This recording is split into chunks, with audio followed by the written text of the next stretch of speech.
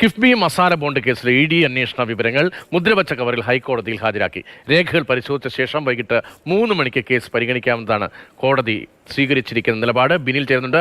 ബിനിൽ, മറ്റു വിവരങ്ങൾ കൂടി.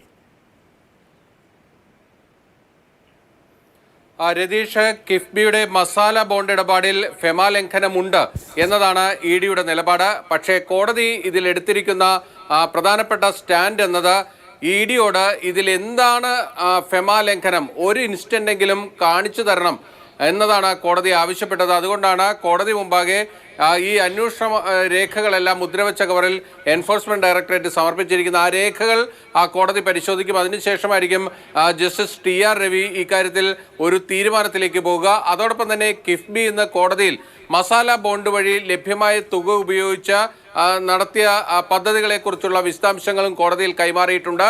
339 പദ്ധതികൾക്കാണ് മസാല ബോണ്ട് വഴി വന്നിരിക്കുന്ന പണം വിനിയോഗിച്ചിരിക്കുന്നത്. ഇതിൽ ഒരിടത്തും ഫെമ ലംഘനം ഉണ്ടായിട്ടില്ല. അത് കോടതിക്ക് പരിശോധിക്കാവുന്നതാണ് എന്ന് കിഫ്ബിക്ക് വേണ്ടി ഹാജരായ സുപ്രീം കോടതിയിലെ മുതിർന്ന അഭിഭാഷകൻ അരവിന്ദ് ദത്താറും ചൂണ്ടിക്കാണിച്ചിട്ടുണ്ട്. അങ്ങനെ ഇ ഡിയും കിഫ്ബിയും ഹാജരാക്കിയിരിക്കുന്ന രേഖകൾ കോടതി വിശദമായി പരിശോധിക്കും. അതിനുശേഷമായിരിക്കും തോമസ് ഐസക്കിന്റെ സമൻസിന്റെ കാര്യത്തിൽ കോടതി ഒരു അന്തിമ തീരുമാനമെടുക്കുക.